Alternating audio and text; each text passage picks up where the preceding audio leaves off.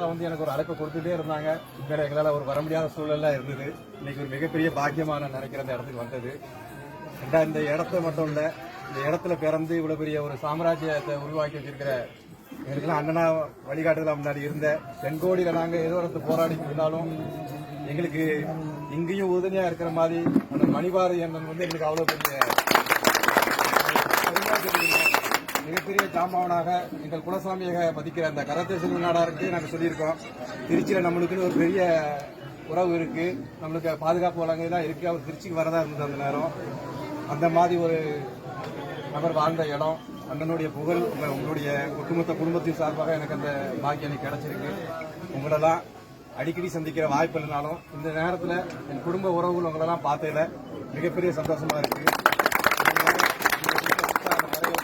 நான் மகிழ்ச்சி வணக்கம் தெரிவிக்கிறேன். நன்றி.